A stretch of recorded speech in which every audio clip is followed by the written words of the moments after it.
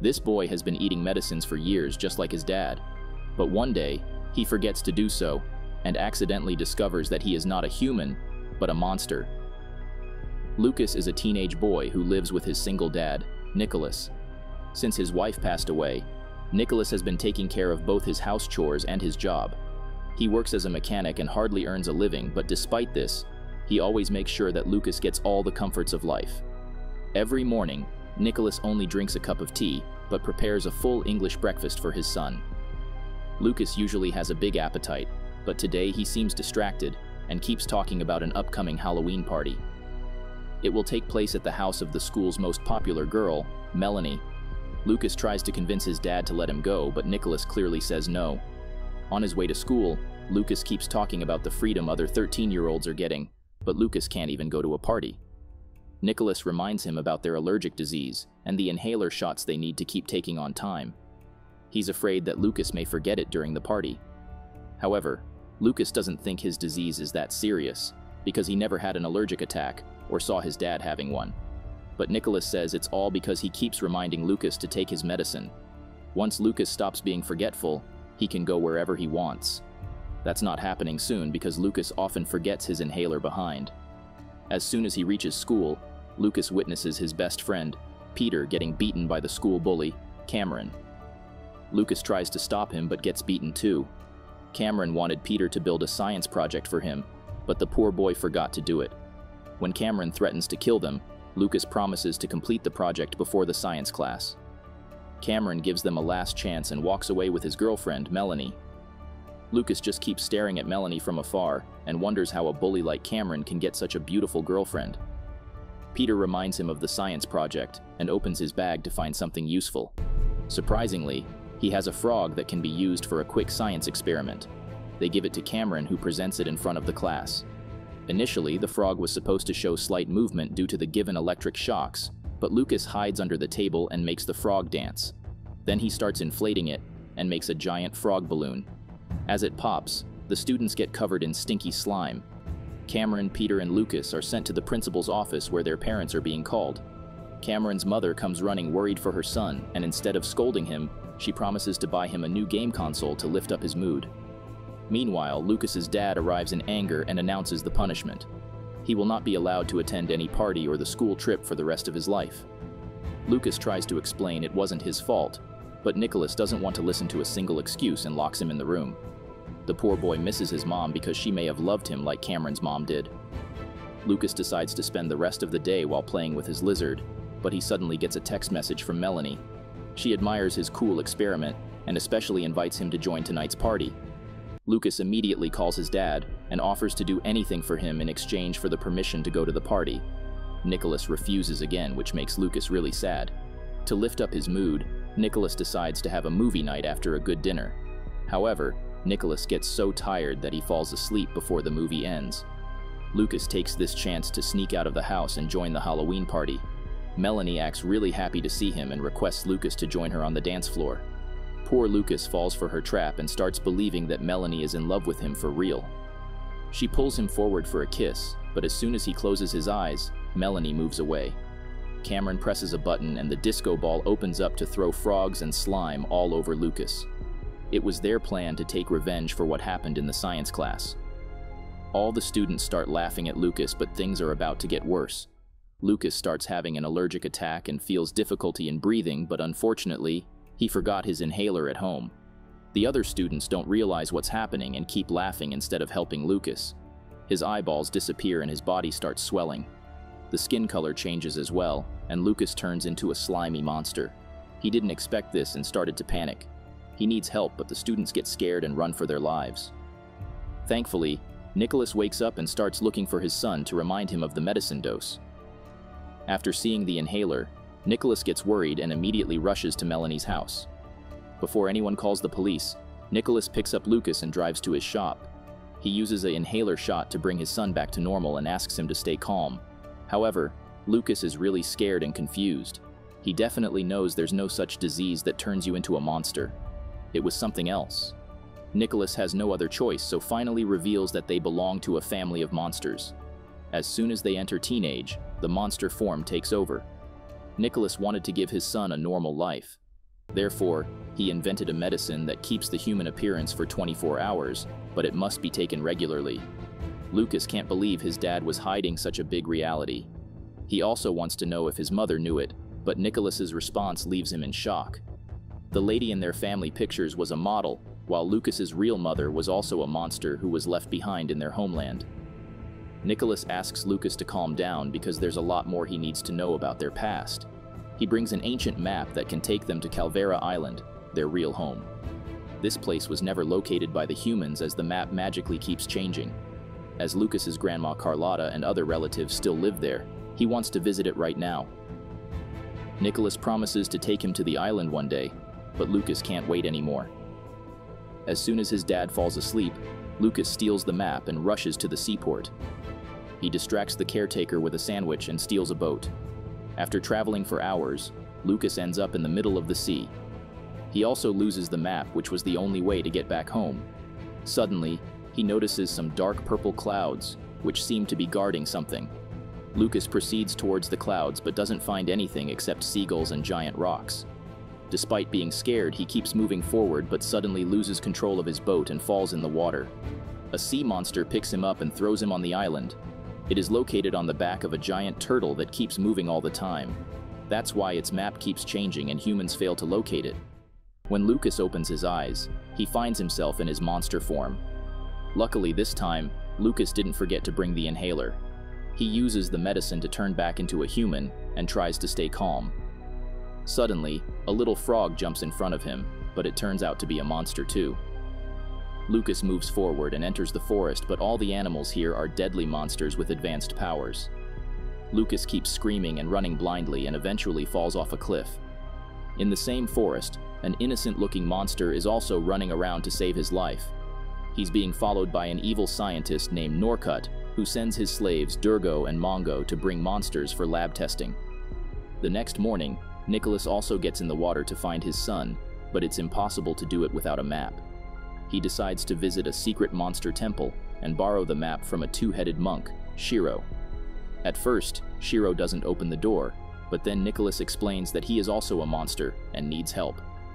As soon as the door opens, Nicholas starts begging for the map, but Shiro's map has been stolen by a human. He can't even give any directions because Calvera Island always keeps moving. Nicholas gets really sad because he even brought traditional coins to pay Shiro for the map. Seeing the money, Shiro stops Nicholas and offers to help him in any way possible. Though he doesn't have a map, a Calvera monster can use his senses to locate the island. Nicholas falls for the lies and asks Shiro's help in developing his senses. Back at the island, Lucas finally wakes up and finds himself stuck on a tree.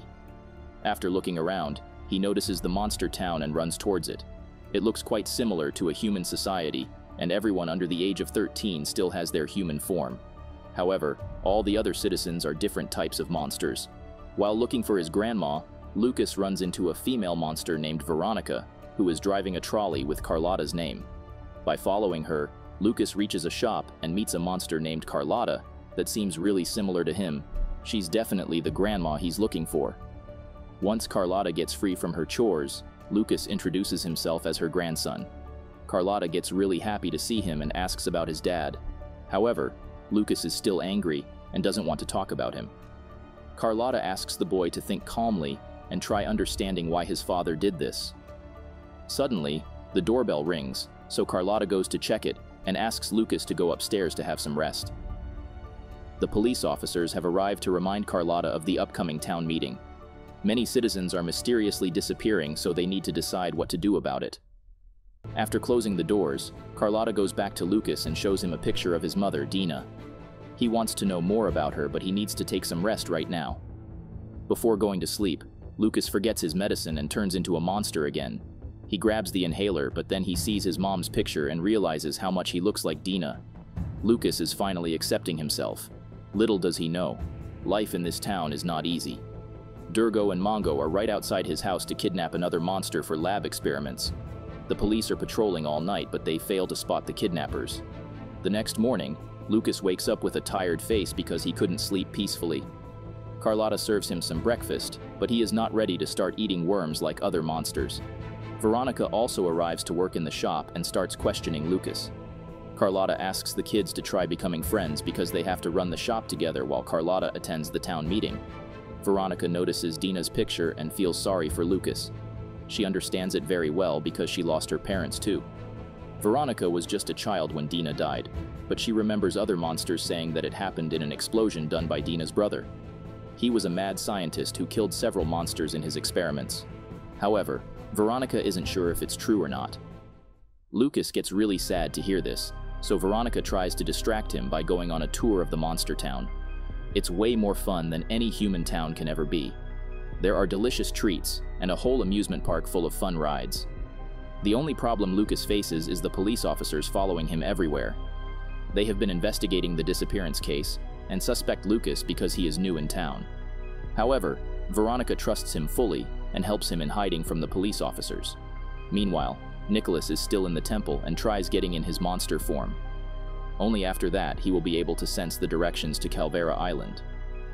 Surprisingly, even after not taking the medicine for 2 days, Nicholas still can't turn into a monster.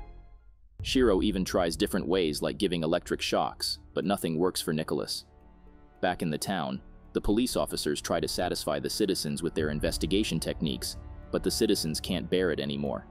Each day someone gets kidnapped, but the culprit hasn't been arrested yet. Suddenly, a monster arrives in panic and informs everyone that the mayor's assistant has been kidnapped too. No one is safe now. All the citizens leave the meeting in panic, so Carlotta goes back home too. Lucas and Veronica haven't returned yet and keep wandering in the streets. Lucas notices a scary castle and wonders how it got abandoned. Veronica advises him to stay away because the explosion that killed Dina took place in that castle. As it's getting dark, Veronica drops Lucas back to the shop, but he tries to sneak away to the castle. He must find out the truth behind his mother's death. Veronica knows he will do that, so she returns to accompany him. Meanwhile, Carlotta gets attacked by Durgo and Mongo. This time, Norcut personally joins the kidnapping because he's Carlotta's son. Also, the evil brother who killed Dina with his experiments. Norcut doesn't hesitate to kidnap his own mother and takes her to the lab, which is located within the abandoned castle. That's why the police never found him. However, Lucas and Veronica reach the castle as well and find Norcut's laboratories. Carlotta tries to stop her son by reminding him what happened to Dina, but Norcut doesn't bother. Hearing this, Lucas jumps forward and calls Norcut a murderer. Norcut refuses to accept this accusation and recalls the past. Despite being a part of Monster's family, Norcut never transformed into a monster even after crossing teenage. This insecurity made him rude and he preferred staying away from his family. On Lucas's birth, Norcut started feeling worse because everyone is going to be a monster except for him. He started spending more time in the lab trying to find a cure for himself. Dina felt sorry for his brother and kept trying to help him in accepting what he is. Norcut refused to be a boring human and continued with his dangerous experiments. One of them exploded so badly that the whole lab was wrapped in flames. Norcut succeeded in escaping in time, but Dina died in that incident.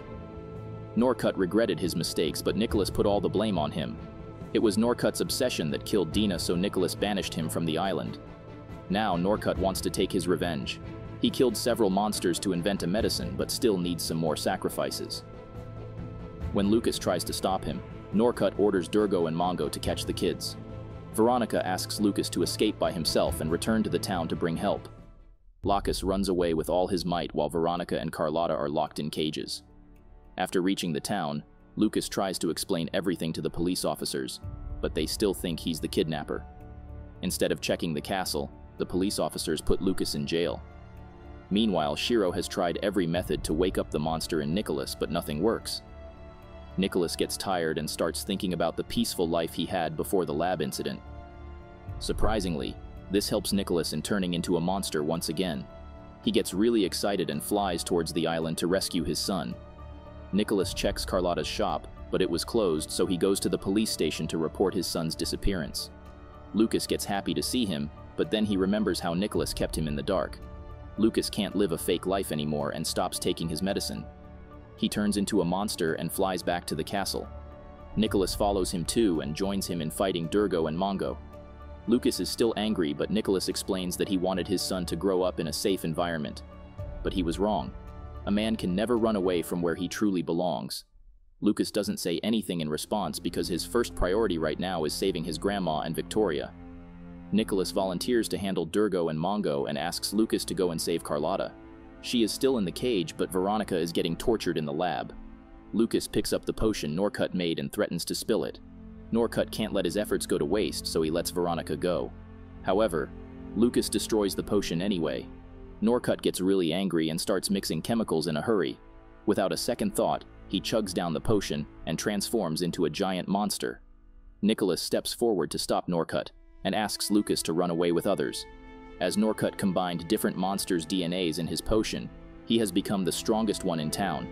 Nicholas asks him to stop the madness, but Norcut isn't satisfied yet. He wants to take his revenge by killing Nicholas. Luckily, Lucas returns to save his dad and sprays his medicine on Norcut. He turns back into a human and falls down, but Lucas saves him. Thankfully, Lucas himself doesn't get any fatal injuries and unites with his family. The citizens reach there too and declare Lucas a true hero. Now he doesn't want to return to his previous life anymore because monsters prove themselves as better friends and families than actual humans.